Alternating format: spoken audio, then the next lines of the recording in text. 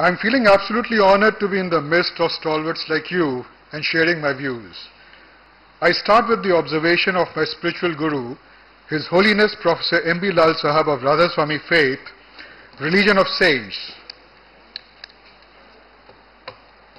Quote, "If there is no peace in the world today, it is not because there is lack of material wealth, it is because there is lack of poise and balanced judgment in distinguishing right from wrong." Unquote. You might be wondering, what is the connection between material wealth and peace? Don't they belong to two different dimensions of man? Yes, they do belong to the two different dimensions of man, that is the internal and the external.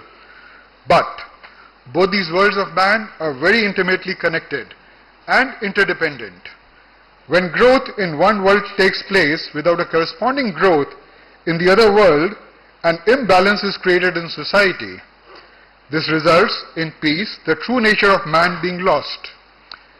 In the last 150 years, a similar situation has arisen.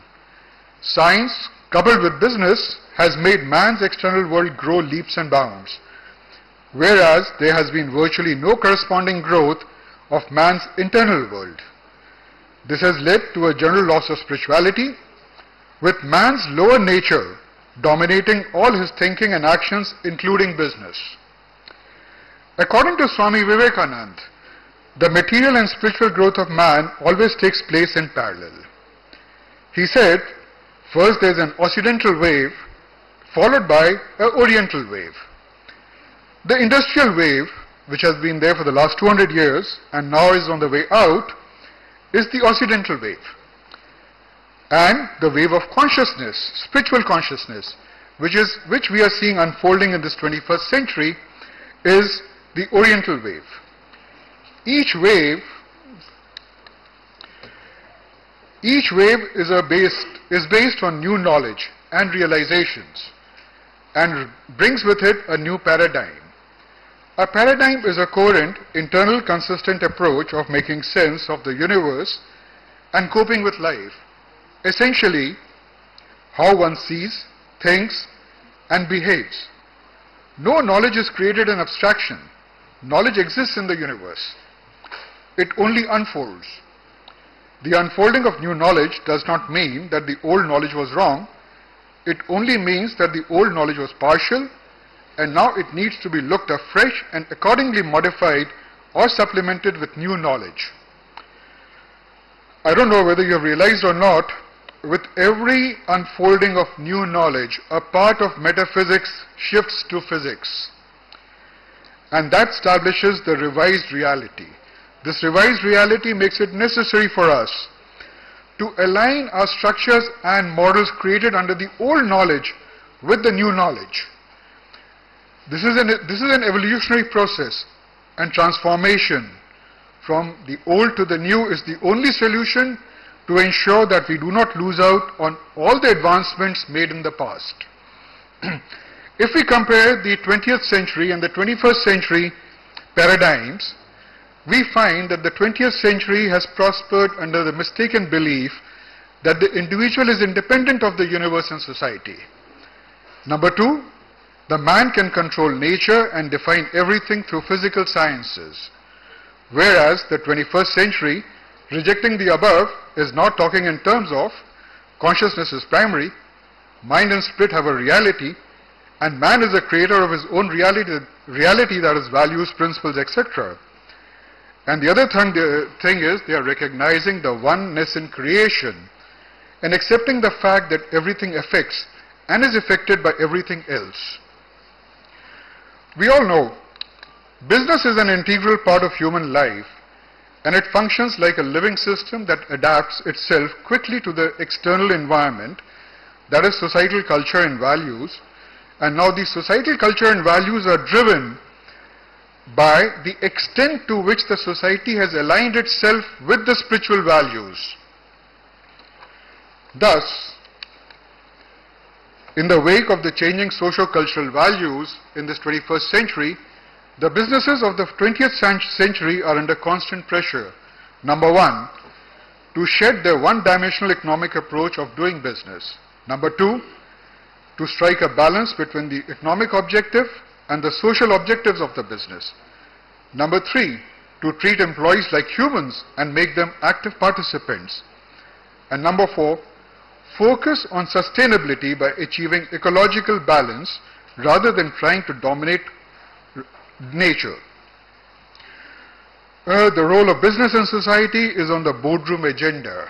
Either the CEO and the board manage the role their business play, or others will manage it for them. At stake is corporate reputation, innovation, competitiveness, and growth. Now I'll quickly look into the belief systems of the 20th century that will give us an idea about the structure of and why the 20th century organizations have been structured the way they are.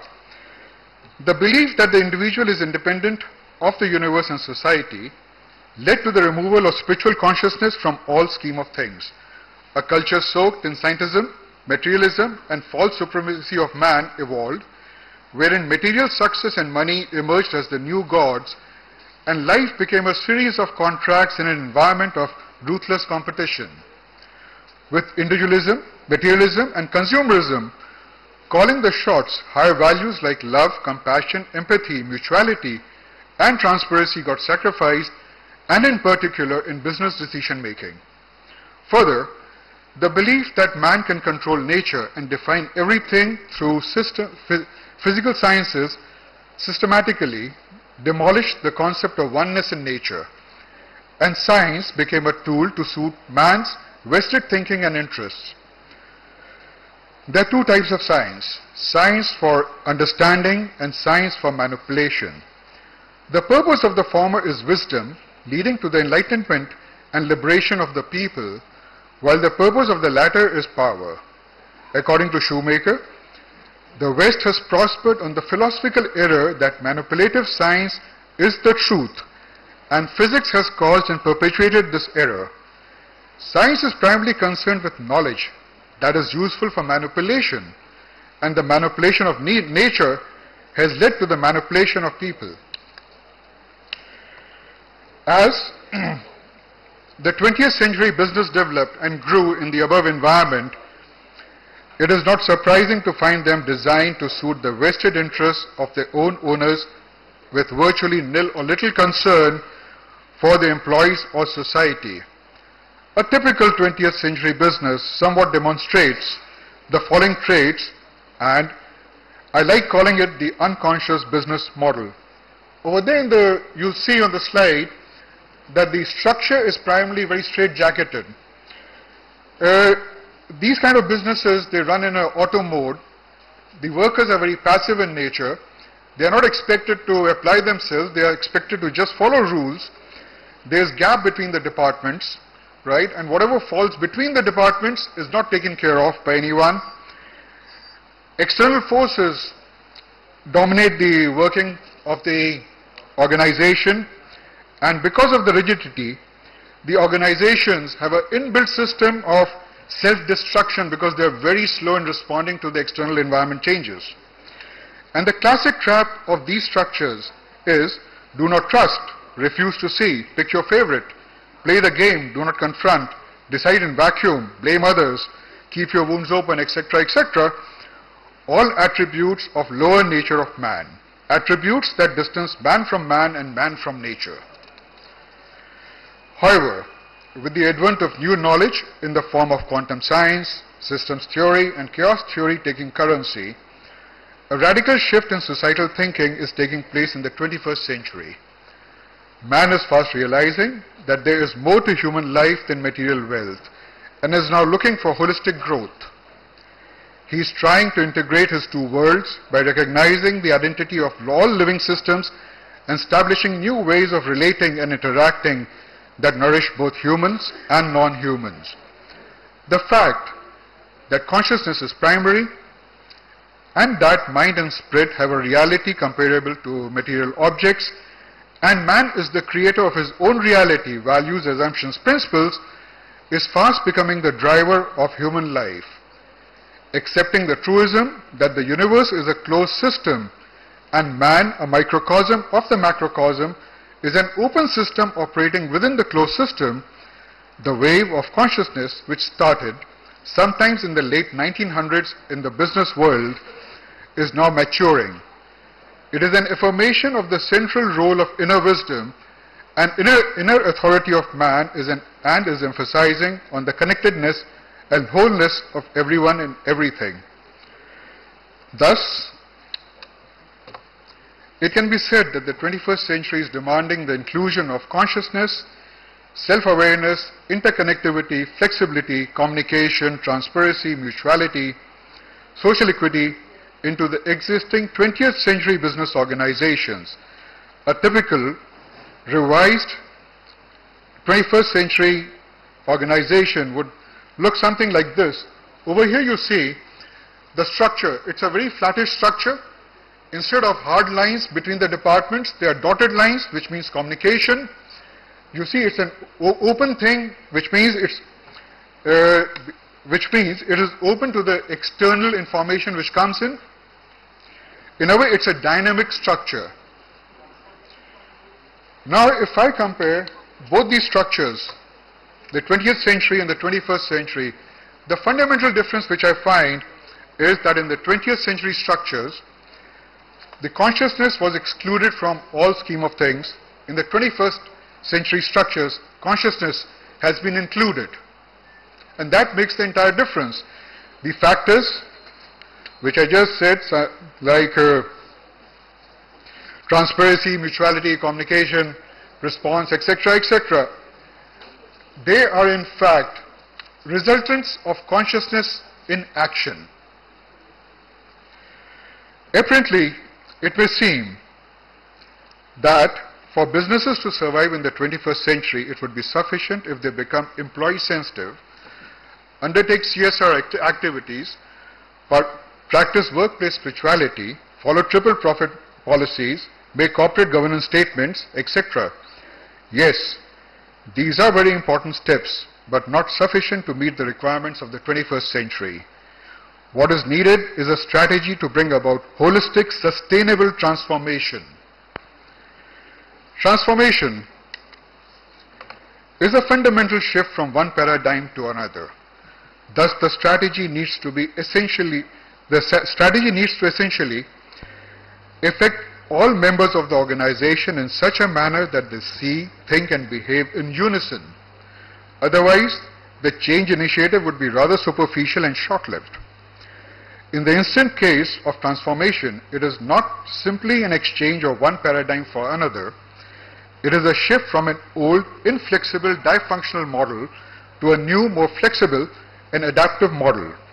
And the success of this transformation would rest on three things: the ability to change the thinking behind the thinking, the ability to make people realize or enable them to appreciating the shortcomings of the outgoing paradigm and how the new paradigm will improve life, and lastly, providing a comprehensive approach that would enable transformed organizations and its members to survive and thrive as a collective enterprise over an extended period of time.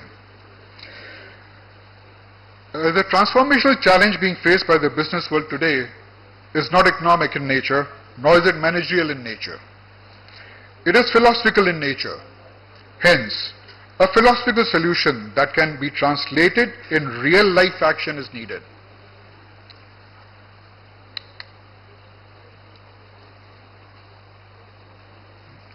Is it slide 10? I can't see from here.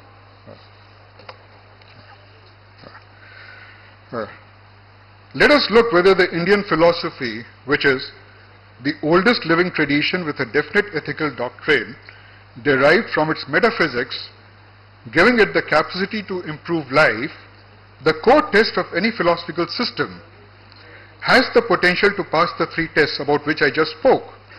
Yes, it does. Its scientific expositions about oneness in creation, consciousness awakening, and the art of righteous living creates a comprehensive package for the global business community to think, realize, apply, and practice. Test 1. Any philosophy or tradition that cannot withstand the rigors of scientific investigation cannot change the thinking behind the thinking of modern man. The entire Indian wisdom has developed on the basis of scientific investigations of the creation and experiences of its various dimensions, comprising of Paravidya, that is knowledge of the beyond, and Aparavidya, knowledge of the physical plane.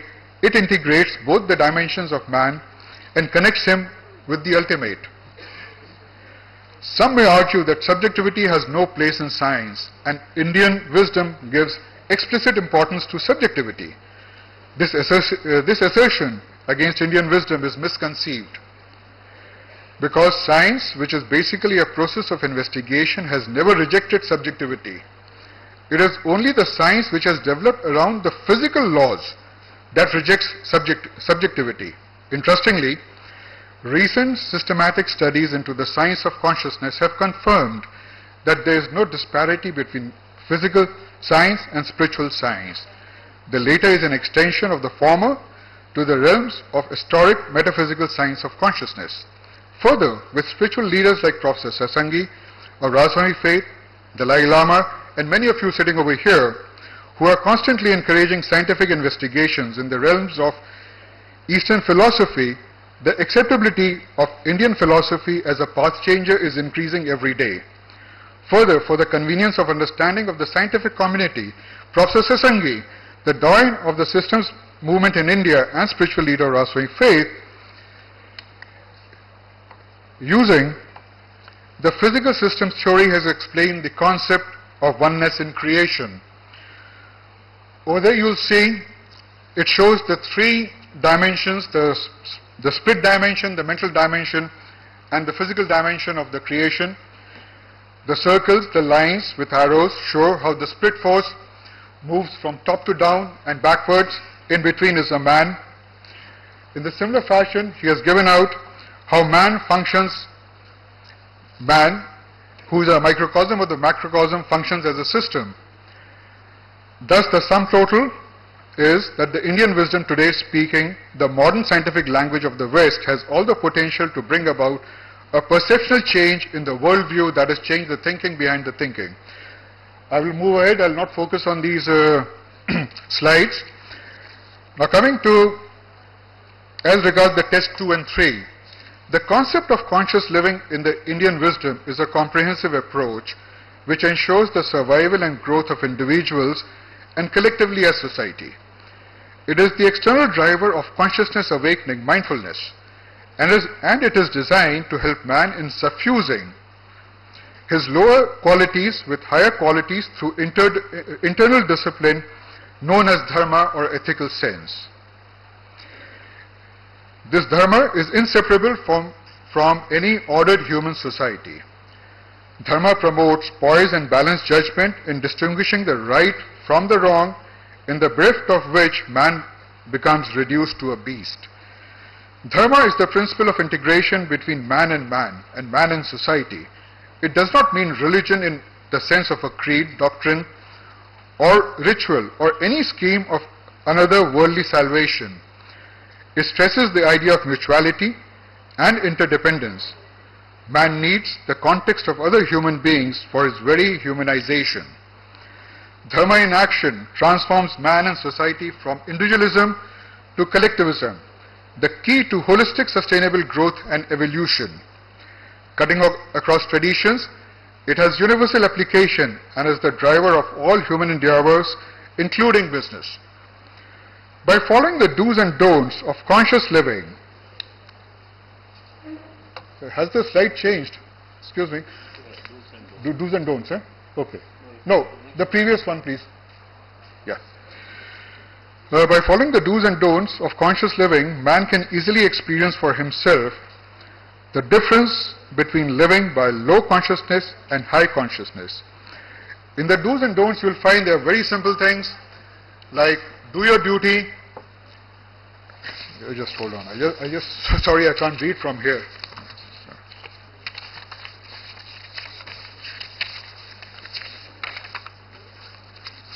And recognize man as man. Nothing human is alien. Do not isolate yourself from the life of the whole. Life is a trust for humanity. Satisfaction of personal desires is secondary. Do your best to make your small corner beautiful, efficient. Lead a life governed by the principles of dharma is leading a life where the principles of dharma is not leading a life of zero desire, but a life of regulated desire. And the most important, anger, krodh, greed, lobh, attachment, moh, pride, ahankar, and jealousy, matsya, the 6 human weaknesses. Otherwise, the divine in you will be pushed back, will be pushed back by the beast in you. Since business is an integral part of human life, a social arrangement to create and share wealth, the do's and don'ts of moral and rational living are equally applicable to business situations. So far I've been talking of concepts, I've been talking of theory, I've been talking of philosophy. Any philosophy which cannot be translated into a workable model which improves human life has got very little value and meaning. And now, applying the do's and don'ts of conscious living and the mechanics of creating an environment for awakening of individual and group consciousness, that is mindfulness, now I present the business transformational model.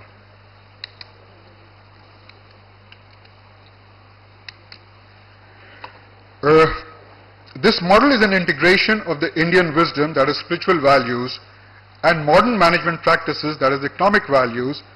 It functions on the principle that business has to be done the business way, but in a righteous way. The model has a 3-pronged strategy working simultaneously with the objective of creating organizational mindfulness. A majority of the talks are of the leadership mindfulness or individual mindfulness. Over here I'm talking about the organizational mindfulness, which cannot be achieved with only the leadership becoming mindful or only the members becoming mindful. The 3 prongs are, you see the blue box, that is helping leaderships to become mindful, because they provide the vision, they control, and they are the most important element. What happens if they become mindful?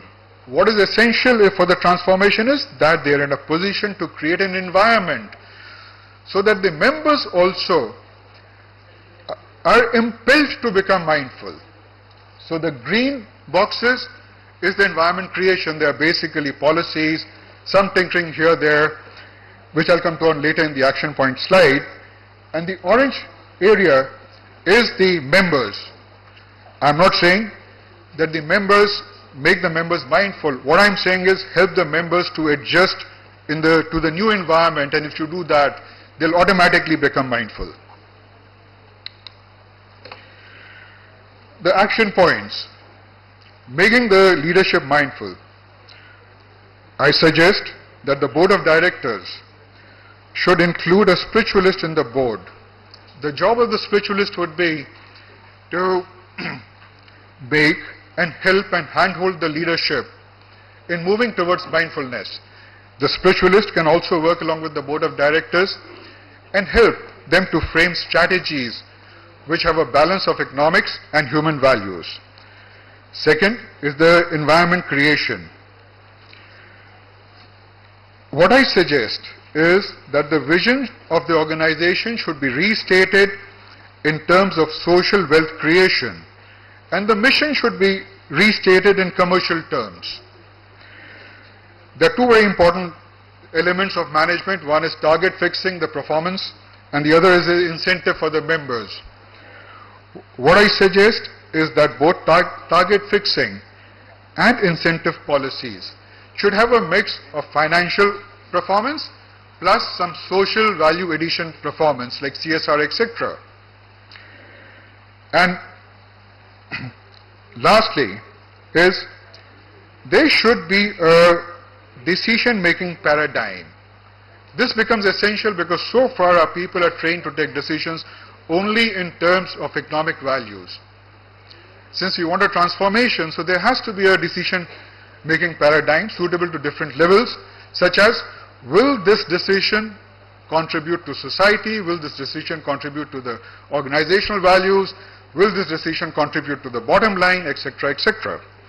I believe Tatas are following this thing. What you see at the bottom is initially the members might be resistant because any change is resisted by human nature. But because the transformation has been inbuilt in the mechanics, the operational mechanics of the organization. Whether they like it or not, they'll follow it in their own interest. Over a period of time, they'll get into the habit of taking conscious decisions. And once they get into the habit, obviously it will have an impact on their personal and professional life, which they would realize. And the moment they realize the positive impact of mindful decision making on their personal and professional lives, they would become ardent fans of mindfulness. And this is the point where the organizational consciousness will really start evolving. Secondly, applying the quantum theory thing, and we all know that all human beings are connected at the subatomic level, at the split level. Now, when one person sees the other person prospering or being happy, it's obvious that the person tries to understand why. And this why would have a catalyst effect in creating the organizational consciousness. All I'll say now is, when the businesses will transform and become mindful, they will not only enhance their sustainability in the 21st century, but will also influence society to practice mindfulness.